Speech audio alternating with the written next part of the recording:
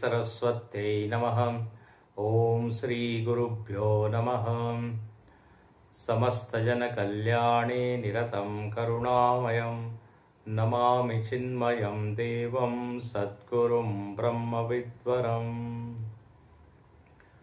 नमः श्री शंकरानंद गुरुपादाम्बुजन्मने सविलास महामोह ग्राहग्रासैककर्मणे।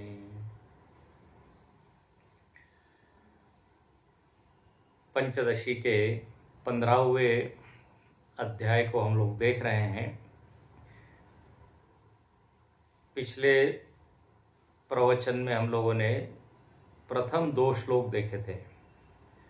आइए उन 2 श्लोक का पहले पाठ करते हैं। अथात्र विषयानंदो ब्रह्मानंदांश रूप भाग निरूप्यते द्वारभूतः तदंशत्वं श्रुतिर्जगौ एषोऽस्य परमानंदो यो खण्डैकरसात्मकः अन्यानि भूतानि एतस्य मात्रामेवोपभुञ्जते। ब्रह्मानंदे विषयानंदः, यह इस अध्याय का विषय है। यहाँ ग्रंथकार कहते हैं कि विषयानंद का यहाँ पर अब निरूपण हो रहा है। कोई प्रश्न कर सकता है कि यहाँ तो मोक्ष शास्त्र है, अध्यात्म शास्त्र है, इसमें विषयानंद की चर्चा क्यों की जा रही है? प्रायः विषय के आनंद की चर्चा या चिंतन तो बाह्य जगत में होता है, लौकिक जगत में होता है। समाज में जो लोग हैं वो इस पर विचार करते हैं। तो ग्रंथकार यहाँ कहते हैं कि विषयानंद का प्रयोजन ब्रह्मानंद तक पहुंचना ही है। विषयानंद द्वारभूत है। जैसे कोई बड़ा अधिकारी है, यदि उस तक आपको पहुंचना है, आपकी उससे पहचान है नहीं, तो आप उसके पर्सनल असिस्टेंट, जो उसका सहायक होता है, सचिव होता है, पीए जिसको कहते हैं, उसके पास पहुंचते हैं। लोग कहते हैं वो पीए जो है वो हमारा परिचय का है, हम आपको उनसे मिला देते हैं, वो आपको ले जाएंगे। तो ऐसे ही यहां पर विषयानंद को हम जानते हैं। विषयानंद का यदि विश्लेषण करें तो हम ब्रह्मानंद को समझ पाएंगे। तो ये द्वार है, ये माध्यम है, ये साधन है। और कहते हैं जगत में सभी लोग आनंद का अनुभव करते हैं।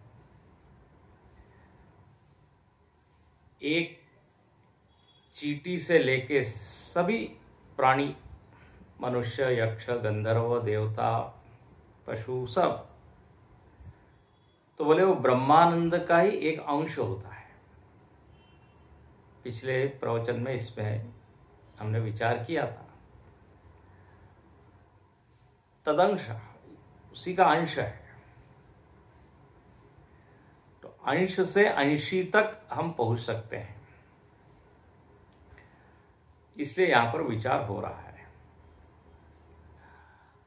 अब आगे बताते हैं कि ब्रह्मानंद ही विषयानंद का अंश है। सॉरी, विषयानंद ब्रह्मानंद का अंश है। ये कैसे जाने, कैसे समझे? तो अब यहां पे विश्लेषण शुरू होता है श्लोक क्रमांक 3 से। ये अब यात्रा शुरू होती है, विचार की यात्रा। आइए देखते हैं 3रा श्लोक।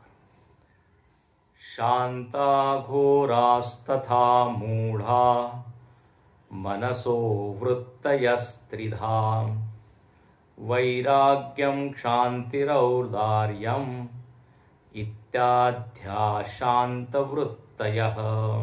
फिर से, शांता घोरास्तथा मूढ़ा मनसो वृत्तयस्त्रिधा वैराग्यम क्षान्तिरौदार्यम इत्याद्या शांत वृत्तयः। कहते हैं मनसो त्रिधा वृत्तयः। मन में 3 प्रकार की वृत्तियां हैं। वेदांत में मन किसको कहते हैं? तो कहते हैं जो वृत्ति रूप है। मन स्थूल शरीर का भाग नहीं है, सूक्ष्म शरीर का भाग है, और मन की पहचान ही है वृत्ति। वृत्ति नहीं तो मन नहीं। जैसे पानी नहीं तो नदी नहीं, प्रकाश नहीं तो सूर्य नहीं। तो जो मन का मूल तत्व है, जिसके कारण मन की अपनी एक विशेषता है, तो बोले वृत्ति। अब वृत्तियां, या जिसको थॉट मॉडिफिकेशन कहते हैं, अंतःकरण का परिणाम भी कहते हैं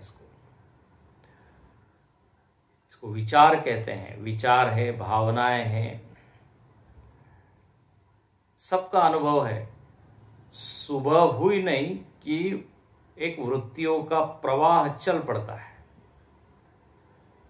सुषुप्ति में मन लीन होता है, इसलिए किसी भी वृत्ति का भान नहीं होता। लेकिन जागृत अवस्था आते ही मन का अनुभव होने लगता है। चिंताएं हैं, योजनाएं हैं, संकल्प है, निर्णय है, ये सब मन के धर्म है, वो सब हमको अनुभव में आने लगते हैं। अब ये मन ऐसा है, इसको स्वामी अखंडानंद जी महाराज मनीराम कहते थे। ये मनीराम, भले ये मनीराम हर क्षण नए नए रूप लेता है। मन के रूप 1000,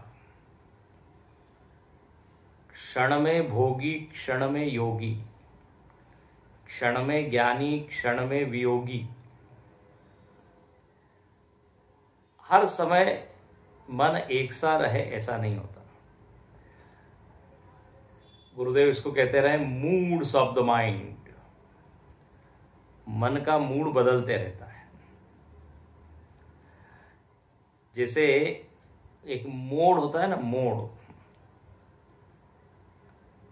मोबाइल को हम मोड पे रखते हैं, साइलेंट मोड पे, वाइब्रेशन मोड पे,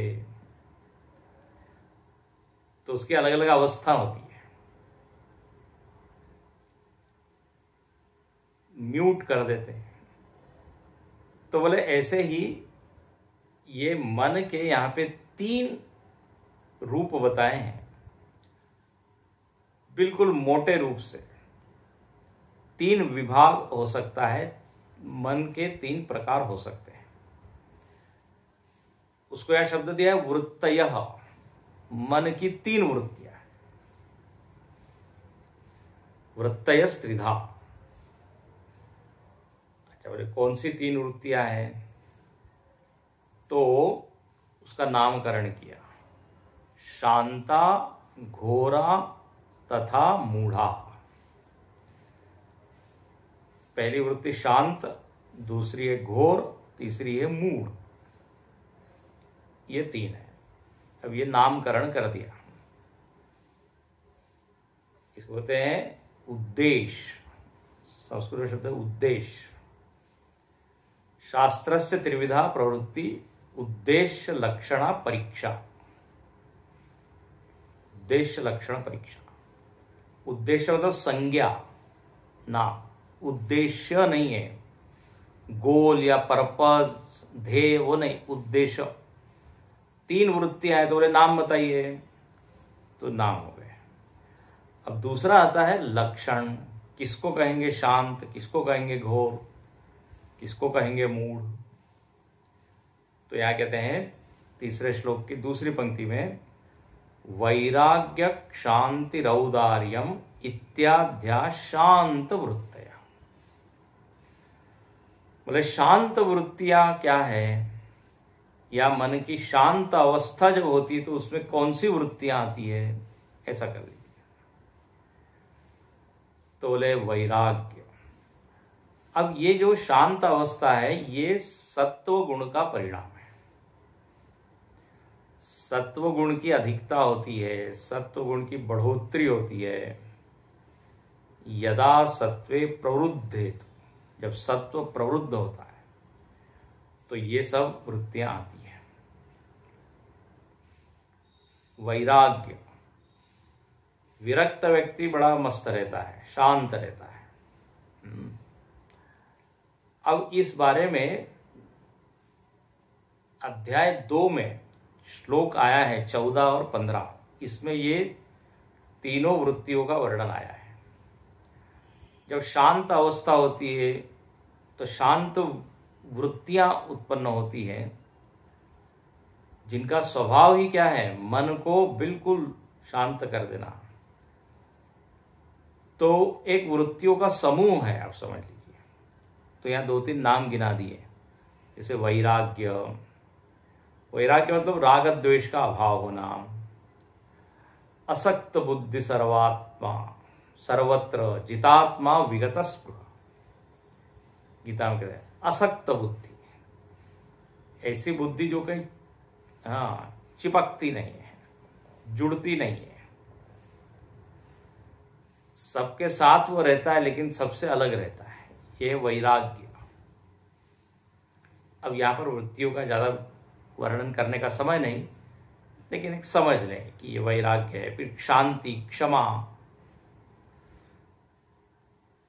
क्षमा जब हम करते हैं तो मन शांत हो जाता है। क्षमा का उल्टा है बदला लेने की भावना। बोले इसको क्षमा बिल्कुल नहीं करेंगे, इसको तो हम दंड देंगे। तो बोले जो क्षमा वृत्ति है वो आते ही मन स्थिर हो जाता है, चुप हो जाता है, शांत हो जाता है। फिर कहते हैं औदार्यम, उदारता। उदार चरिता नाम तु वसुधैव कुटुंबकम। बोले जिनका मन उदार होता है उनके लिए तो पूरी पृथ्वी घर है, पूरी वसुधा कुटुंब है, जहां कोई भेद नहीं, कोई झगड़ा नहीं। मन उदार होते ही शांति का अनुभव होता है। उदार होना का अर्थ है व्यापक होना। जैसे आकाश व्यापक है, समुद्र व्यापक है, तद्वत उसका हृदय व्यापक हो जाता है। इसी को महात्मा कहते हैं। शंकराचार्य जी ने महात्मा का अर्थ किया है महान आत्मा यस्य, महान अंतःकरण यस्य, जिसके चित्त में सबके लिए स्थान है। तो ये बड़ी अच्छी वृत्ति उदारता। दूसरे अध्याय में बिल्कुल यही वर्णन किया है, इसी पंचदशी के, वैराग्यम शांति रौदार्यम इत्यादा सत्व संभवा। वहां लिखा है सत्व संभवा। सत्व गुण आने पर ये वृत्तियां आती है। तो ये मन की एक स्थिति है, कभी कभी आती है अनुभव में। पुण्य का उदय होता है, सत्व बढ़ जाता है, कुछ सत्संग होता है तो ये वृत्ति आती है। मन की अवस्था, पीसफुल स्टेट ऑफ माइंड। अच्छा, दूसरी क्या मन की स्थिति है, तो कहते हैं घोर वृत्तियां हैं। चौथा श्लोक, तृष्णा स्नेहो राग लोभौ इत्याद्या घोर वृत्तयः सम्मोहो भयमित्याद्याः कथिता मूढवृत्तयः। तृष्णा स्नेहो राग लोभौ इत्याद्या घोर वृत्तयः सम्मोहो भयमित्याद्याः कथिता मूढवृत्तयः। बोले अब दूसरी अवस्था मन की, उसको दूसरी वृत्ति कही, वो है घोर वृत्ति। जब ये वृत्ति रहती है, घोर अवस्था कहिए मन की, तो इस तरह के विचार रहते हैं, इस तरह की वृत्तियां होती है। किस तरह की? तो बोले तृष्णा। तृष्णा तो लालसा, प्यास, तृष धातु से तृष्णा बनी है। विषयों की प्यास, विषय के बिना जो अपने आप को अधूरा अनुभव करता है, कंफर्टेबल फील नहीं करता। जैसे प्यास लगी है, जब हम प्यासे होते हैं तो उस समय शांत नहीं रह पाते, पानी ढूंढते हैं, आनंद में नहीं रह पाते। तो बोले ये तृष्णा जब आती है विषयों की, तो व्यक्ति का मन चंचल हो जाता है। स्नेह, यहां स्नेह का अर्थ है आसक्तियां। फिर कहते हैं राग। राग मतलब क्या? सुखानुशयी राग, ऐसी परिभाषा है। किसी वस्तु को हम ये मान लेते हैं कि इसमें सुख है, या हमने आरोप किया सुख का, शोभन बुद्धि उसमें डाल दी। जहां आपने मान लिया कि इसमें सुख है, तो मन जो है उसके पीछे भागता है, बोले चाहिए चाहिए। उसमें एक प्रकार का क्या, एक जुड़ाव अनुभव करता है, उसे कहते हैं राग। इसको संग कहा। ध्यायतो विषयान पुंस संगहस्तेषु उपजायते, उसके प्रति एक संग, आसक्ति। तो बोले ये राग। ये जब रजोगुण आता है तो ये घोर वृत्तियों का एक प्रवाह चल पड़ता है। ये रजोगुण संभव है। काम, क्रोध, रजोगुण समुद्भव। तो राग है, फिर द्वेष है, जिससे दुख मिलता है उसके प्रति जो एक प्रतिकूलता की भावना होती है, वो होती है द्वेष। दुखानुशय, दुख के पीछे चलने वाली जो वृत्ति, द्वेष। और ऐसे ही लोभ। किसी वस्तु में सुख मिलने लगा, सुख अनुभव करने लगे हम, तो अब इच्छा होती है कि यह वस्तु और अधिक बढ़े, इसकी संख्या ज्यादा हो जाए और वो मेरे पास रहे। तो ये लोभ। लोभ कहते हैं कि जहां पर अलम बुद्धि नहीं, कि बस बस बहुत हो गया, ऐसा नहीं, अभी इतना है, अभी और चाहिए। तो ये और चाहने की जो वृत्ति, इसको लोभ। अब गीता के आप 16वें अध्याय को देखिए, उसमें दैवी संपत्ति का भी वर्णन है। वो सब शांत वृत्तियां हैं। अवयम, सत्व संशुद्धि, ज्ञान योग व्यवस्थिति, दानम दमश्च यज्ञश्च स्वाध्यायस्तपार्जवम, शांत वृत्तियां हैं। और वही ये 14वें अध्याय में भी आप देखिए, 16वें में लोभ है, द्वेष है, तृष्णा है, राग है, ईर्ष्या है। ये सब घोर वृत्तियों की भीड़ है। प्रायः हमारे अंतःकरण में इन्हीं का बहुमत होता है, इनकी संख्या अधिक होती है। इसलिए यही अपने हृदय सिंहासन पर शासन करती रहती है। 80%, 85% ये घोर वृत्तियां हैं। तो ये हुई दूसरी। और तीसरी कौन सी वृत्तियां हैं? तो बोले तमोगुण से जो उत्पन्न होती है, सम्मोहो, भयम इत्याद्या कथिता मूढ़ वृत्तया। उसको यहां मूढ़ वृत्ति कौन सी है? बोले सम्मोह, भय, आलस्य, प्रमाद, जड़ता, विस्मृति, ये सब मूढ़ वृत्ति के अंतर्गत आती है। आलस्य, भ्रांति, तंद्राद्या विकारास्तमसोत्थिता, ये तमोगुण का परिणाम है। कहते हैं सत्वगुण की वृद्धि पुण्य से होती है, तो शांत वृत्तियां बढ़ जाती। और पाप इत्यादि से रजोगुण तमोगुण ये सब बढ़ते हैं, तो ये घोर और मूढ़ वृत्तियों की अधिकता हो जाती है। तो इस तरह ये मन के 3 अवस्था हो गई, 3 मूड हो गए, मूड्स, उसको यार 3 वृत्ति का। अब यहाँ पे थोड़ा अंतरंग और चलते हैं, गहराई से विचार करते हैं। बोले ये मन में जो सारी वृत्तियां हमको अनुभव में आती हैं, उसमें एक और घटना घटती है। क्या घटना घटती है तो सुनिए, 5वां श्लोक। वृत्ति श्वेतासु सर्वासु ब्रह्मणश्चित् स्वभावतां प्रतिबिंबति शांतासु सुखम च प्रतिबिंबति। वृत्तिश्वेतासु सर्वासु ब्रह्मणश्चित् स्वभावतां प्रतिबिंबति शांतासु सुखम च प्रतिबिंबति।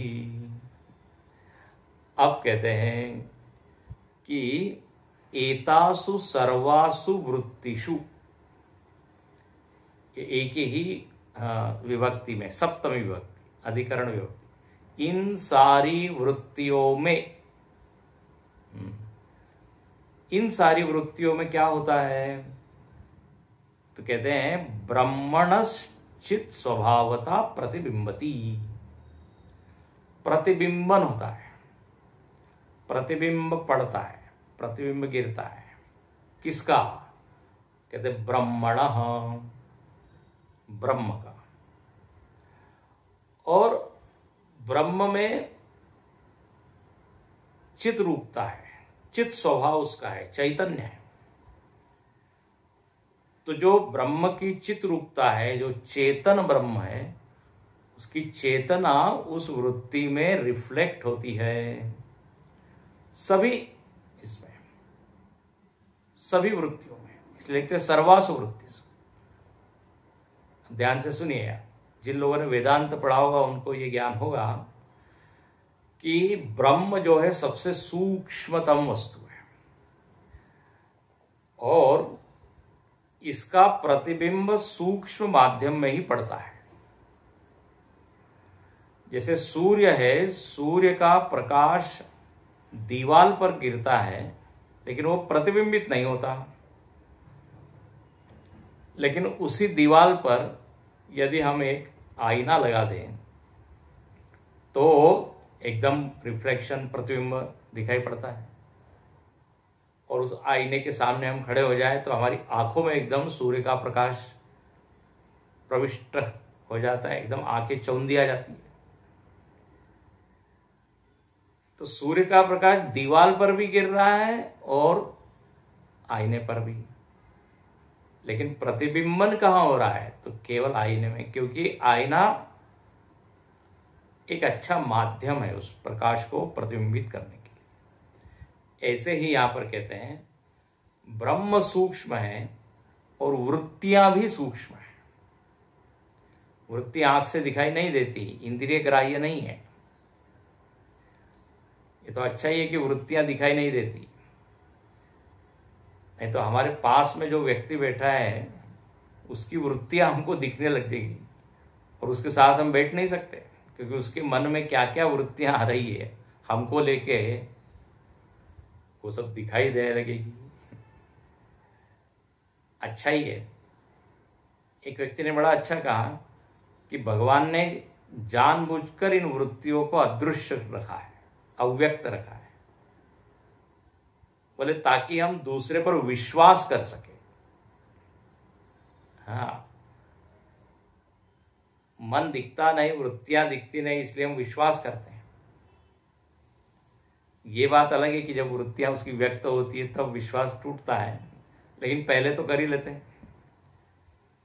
पहले से ही सारी वृत्तियां दिखने लगे तो व्यवहार करना मुश्किल होगा।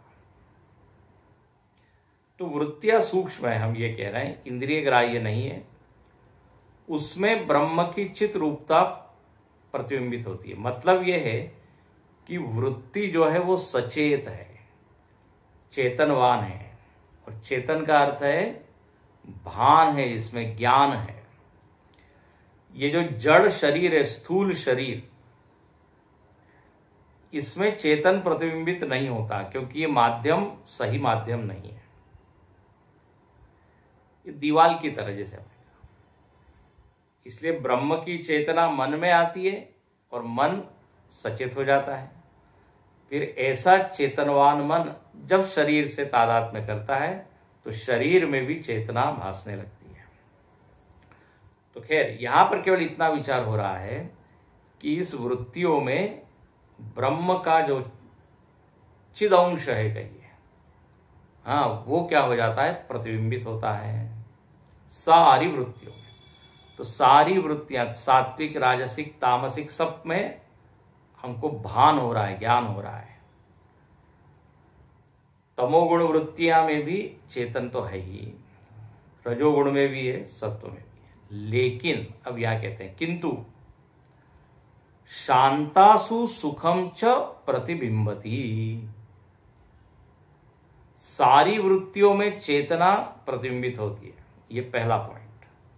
दूसरा पॉइंट, इन्हीं वृत्तियों में जो शांत वृत्तियां हैं, अभी जिनका वर्णन पीछे किया, उसमें क्या होता है, तो उसमें केवल चेतना ही प्रतिबिंबित नहीं होती, तो सुखम च, उसमें ब्रह्म का जो आनंद रूप है, आनंदांश है, वो भी क्या हो जाता है, प्रतिबिंबित होता है। तो अब यहां पे मानो कि ब्रह्म के दो अंश हो गए। अंश नहीं है, लेकिन समझने के लिए, एक चेतनांश है, आनंदांश है, मतलब ब्रह्म चिदानंद है, चित और आनंद। तो सामान्य सारी वृत्तियों में चेतन तो है, लेकिन सभी वृत्तियों में आनंद प्रतिबिंबित नहीं होता। जो वृत्तियां शांत होती है, वहां पे ये ब्रह्म का आनंद या सुखम क्या होता है, सुख प्रतिबिंबित होता है। और इसीलिए हमको जो है शांत वृत्ति आने पर क्या मिलता है, आनंद, क्योंकि वहां ब्रह्म रिफ्लेक्ट हो पा रहा है, ब्रह्म का सुख अंश जो है वो प्रतिबिंबित हो रहा है। अब आगे इसको बहुत अच्छे से और बताएंगे। तो इस तरह यहाँ पे ये शांत वृत्ति में एक विशेष बात ये बताई कि वहां सुख और चेतना दोनों प्रतिबिंबित हो रही है। अब कहते हैं ये ब्रह्म तो कैसा है, निरंश है, इसमें आप अंश की कैसी कल्पना कर रहे हो कि ब्रह्म में दो अंश है और वो प्रतिबिंबित हो रहे हैं। तो बोले ये ऐसे ही है, वास्तव में कोई इसके टुकड़े नहीं हुए हैं, लेकिन उदाहरण देते हैं आगे, उदाहरण के बाद इसको समझाते हैं। पहले इसको उदाहरण पढ़े। रूपम रूपम बभूवासौ प्रतिरूप इति श्रुतिः उपमा सूर्यकेत्यादि सूत्रयामास सूत्रकृत। रूपम रूपम बभूवासौ प्रतिरूप इति श्रुतिः उपमा सूर्यकेत्यादि सूत्रयामास सूत्रकृत। बोले कहते हैं ब्रह्म तो एक ही है, उसके कोई ऐसे टुकड़े नहीं हुए हैं, लेकिन अलग अलग उपाधियों में वो अलग अलग रूप से भास सकता है, दिख सकता है, उसका भान हो सकता है। अलग अलग वृत्तियां हैं तो उन वृत्तियों में उसका अलग अलग अनुभव होता है। ये वृत्तियों में जो प्रतिबिंबन हो रहा है, इसी को बोल दिया अंश। ध्यान से सुनिए, ऐसा नहीं हुआ कि ब्रह्म के दो टुकड़े हुए हैं और शांत वृत्ति में चिद अंश चले गए, वहां उसका अनुभव होने लगा। अब यह उदाहरण देते हैं, जैसे श्रुति ने ये उदाहरण दिया, कठोपनिषद का ये उदाहरण है। रूपम रूपम बभूव, बोले जैसे यथैको भुवनम प्रविष्ट, रूपम रूपम प्रतिरूपो बहु, ये मूल श्रुति है कठोपनिषद। बोले ऐसे अग्नि है, एक अग्नि अलग अलग उपाधि के कारण अलग अलग रूप से दिखने लगती है। बड़ा काष्ठ है तो वहां बड़ी दिख रही है, छोटा काष्ठ है तो छोटी दिख रही है, कहीं चिंगारी के रूप में है। जंगल में आप देखते हैं एक पेड़ पर आग लगी है, फिर एक थोड़ा ज्यादा पेड़ों पर लगी है, तो अग्नि के रूप अलग अलग दिखाई देने लगते हैं। हालांकि अग्नि तत्व तो एक ही है, लेकिन प्रतिरूपम अलग अलग क्यों हो रहे हैं? क्योंकि उपाधि भेद है। तो बोले ठीक ऐसे ही एकस तथा सर्वभूतांतरात्मा रूपम रूपम प्रतिरूपो बहिश्च, ये उपनिषद का श्रुति, उसी का पूर्ण श्रुति का दूसरा भाग। बोले उसी तरह एक भूतात्मा, एक परमात्मा, एक ब्रह्म अलग अलग वृत्तियों में अलग अलग रूप से भास रहा है। अच्छा, दूसरा है, कहते हैं सूत्र में भी ऐसा ही बताया है। सूत्र, ब्रह्म सूत्र, वेदव्यास जी ने ब्रह्म सूत्र लिखे हैं। उपनिषदों के मंत्रों की ठीक से व्याख्या करने के लिए। कई बार उपनिषदों में ऐसे मंत्र है, कभी विरोधी है, उनकी संगति लगती नहीं। तो ब्रह्म सूत्र में वेदव्यास जी ने उन सब का निराकरण किया। तो कहते ब्रह्म सूत्र में भी प्रतिबिंब का उदाहरण दिया है, उपमा सूर्य के इत्यादि। एक ही सूर्य है, अलग अलग तरह का जल होने के कारण अलग अलग तरह का प्रतिबिंब दिखाई देता है। नदी में, सरोवर में, घट में, बड़े पात्र में, हाँ, प्रतिबिंबन अलग अलग है। इसी तरह एक परमात्मा या एक ब्रह्म के रूप अलग अलग हो जाते हैं। गोस्वामी तुलसीदास जी ने भी बिल्कुल यही उदाहरण दिया। जिमि रवि एक कोटि परिछाई।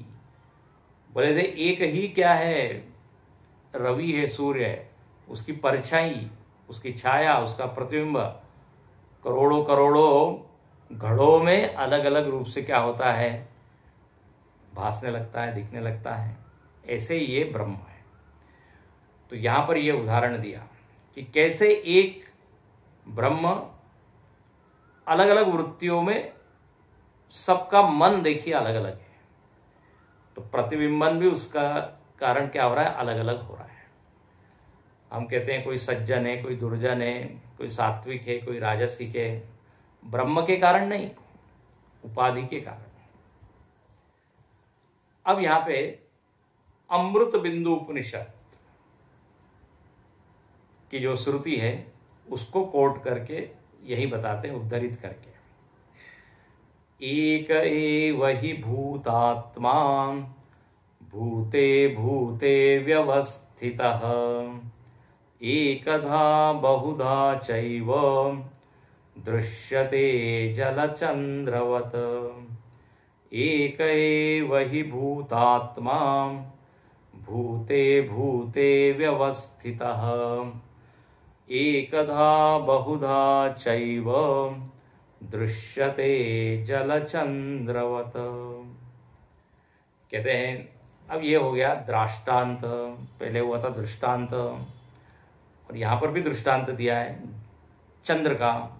लेकिन पहले कहते हैं जिस तरह से एक अग्नि के अनेक रूप हो जाते हैं, एक सूर्य के अनेक रूप हो जाते हैं, बिंब तो एक होता है, प्रतिबिंब अलग हो जाते हैं। एक ही ब्रह्म है, अनेक जीव हो जाते हैं। एक ही ब्रह्म है लेकिन वृत्तियां अनेक हैं, तो उसी ब्रह्म का रूप अलग अलग दिखाई देने लगता है। तो कहते हैं एक एव भूतात्मा, भूतात्मा एक ही है। भूतात्मा मतलब परमात्मा, सारे भूतों में जो स्थित है।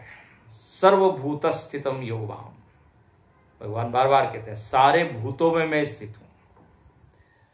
तो बोले एक भूतात्मा, यहाँ भूत मतलब भूत प्रेत नहीं है, सारे प्राणी जिनका जन्म होता है वो कहते हैं भूत। पंच महाभूतों से जो बने हैं सारे शरीर, सारे मन। तो बोले भूते भूते व्यवस्थित, सभी भूतों में एक परमात्मा, जिसको पहले कहा था अखंड एक रस, वह ब्रह्म जो है सब में स्थित है। अच्छा, बोले कैसे, उदाहरण दीजिए। तो बोले एकदा बहुधा चैव दृश्यते जल चंद्रवत। जैसे जल में चंद्र, रात का समय है, अलग अलग घड़े रखे हैं, अलग अलग आप तल क्या कहते हैं, जल के स्रोत हैं, तालाब है, नदी है, समुद्र है, सब में चंद्र अलग अलग दिखाई देता है। तो चंद्र का इसमें कोई दोष नहीं है। दोष किसका है? उपाधि का, पानी का। तो पशु पक्षी प्राणी सब में एक ही परमात्मा विभक्त सा दिखाई देता है, मानो कि उसके टुकड़े हो गए। लेकिन टुकड़े या अंश या विभाजन हुआ नहीं है, भासता है, प्रतीत होता है। ऐसे ही एक ब्रह्म अलग अलग वृत्तियों में अलग अलग रूप से भासता है। अब यहां पे कहा कि भाई वहां पे तो क्या है, जल और चंद्र का जो उदाहरण दिया, इसमें जल एक है और चंद्र एक है। जल उपाधि है और चंद्र बिंब है। यहां तो आप ठीक कह रहे हैं कि पानी अलग अलग है, नदी का पानी है तो क्या कहते हैं, समुद्र का पानी है, तो उस कारण से क्या हो रहा है, अलग अलग हो रहा है प्रतिबिंब। लेकिन ध्यान से सुनिए, मन तो अपने पास एक ही है ना।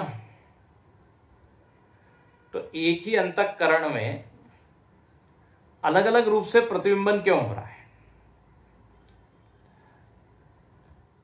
अलग अलग मन, अंतःकरण तो सबके पास एक ही है। तो एक व्यक्ति के पास यदि एक मन है तो हमेशा उसमें ब्रह्म क्या है, एक सा भासना चाहिए। समझ में आ रहा है क्या? उपाधि एक ही है ना, अंतःकरण एक ही उपाधि। तो यहां पर कहते हैं महाराज, भले ही अंतःकरण एक है, लेकिन अंतःकरण का जो परिणाम है, वृत्ति, उसका स्वभाव अलग अलग है। उस कारण से किसी में केवल ब्रह्म की चेतना ही प्रतिबिंबित हो रही है, और कहीं पर चेतना और उसका आनंद, सुख, वो भी प्रतिबिंबित हो रहा है। भले ही अंतःकरण एक है, लेकिन वृत्ति का टाइप तो अलग है ना, प्रकार अलग है। इसलिए देखो, इसको 8वें श्लोक में बताते हैं। जले प्रविष्ट चंद्रोयम अस्पष्ट कलुषे जले विस्पष्टो निर्मले तद्वद द्वेधा ब्रह्मापि वृत्तिषु। जले प्रविष्ट चंद्रोयम अस्पष्ट कलुषे जले विस्पष्टो निर्मले तद्वद द्वेधा ब्रह्मापि वृत्तिषु। पहले उदाहरण देख लेते हैं, दृष्टांत। बोले देखो, जल में जो प्रविष्ट जल है, प्रविष्ट मतलब प्रतिबिंबित, जल में जो चंद्रमा प्रतिबिंबित हो रहा है, ध्यान से सुनिए, उसमें भी भेद है। किसके कारण भेद है? तो बोले जल की क्वालिटी के कारण भेद है। जैसे मलिन जल में अस्पष्ट, अस्पष्ट कलुषे जले, और विस्पष्ट स्पष्ट निर्मले। पानी जब बिल्कुल क्रिस्टल क्लियर, एकदम स्वच्छ है, तो वहां पे आप देखते हैं चंद्रमा बढ़िया से चमक रहा है, लग रहा है मानो कि वो धरती पर ही उतर आया है। तो देखिए, पानी के स्वभाव के कारण प्रतिबिंब में दोष हुआ, एक में धुंधला है, एक में स्पष्ट है। बोले एग्जैक्टली ऐसे ही वृत्तियों के दो प्रभाव, दो प्रकार हैं। जो बिल्कुल शांत, स्वच्छ, अच्छी वृत्ति है, सात्विक वृत्तियां, उनमें ब्रह्म का प्रतिबिंबन बड़ा स्पष्ट है, और वहां पे चेतना भी प्रतिबिंबित हो रही है और आनंद भी प्रतिबिंबित हो रहा है। इसलिए मन में जब वैराग्य, उदारता, क्षमा, श्रद्धा, ये सब वृत्तियां आती है तो बड़ा अच्छा लगता है, अनुभव है। लेकिन घोर और मूढ़ वृत्ति में, आगे श्लोक में आएगा, तिरोहित, जो आनंद पार्ट है ना, आनंद भाग ब्रह्म का, वो वहां पे पूरी तरह आच्छादित है। जैसे चंद्रमा चमकदार है, लेकिन जो माध्यम है जिसके द्वारा वो प्रतिबिंबित होता है, उसमें कमी होने के कारण वो चंद्र उतना सुंदर नहीं दिखता। हाँ, उसकी जो शोभा दिखनी चाहिए वो नहीं दिखती। एग्जैक्टली ऐसा ही अपने भीतर भी होता है। इसलिए देखिए, कल और चिंतन करेंगे, व्यक्ति को यदि आनंद चाहिए तो केवल शांत वृत्ति चाहिए, बस, वस्तु नहीं चाहिए। ये बहुत महत्वपूर्ण विषय है। हमको लगता है विषय के कारण आनंद है, बोले नहीं। इसीलिए इस अध्याय का नाम विषय आनंद बताया जा रहा है, क्लियर किया जा रहा है, स्पष्ट किया जा रहा है कि आनंद कहाँ है, कैसे मिलता है। शांत वृत्ति आई नहीं कि आनंद आ गया। अशांतस्य कुतः सुखम, गीता में आया है। अरे जिसका मन अशांत है वहां सुख कहाँ मिलेगा, भले ही सारी कीमती चीजें उसके पास क्यों ना हो। तो मेन फोकस कहां पे होना चाहिए, वृत्तियां शांत हो, न कि विषयों की भीड़। तो इसको अगले श्लोक में बताते हैं, इसको हम पढ़ लेते हैं, अगले प्रवचन में देखेंगे। घोरमूढ़ासु मालिन्यात् सुखांशश्च तिरोहितः ईशन्नैर्मल्यतस्तत्र चिदांश प्रतिबिंबनम्। ओम पूर्णमदः पूर्णमिदं पूर्णात् पूर्णमुदच्यते पूर्णस्य पूर्णमादाय पूर्णमेवावशिष्यते। ओम शांति शांति शांति। हरि ओम। श्री गुरुभ्यो नमः। हरि ओम।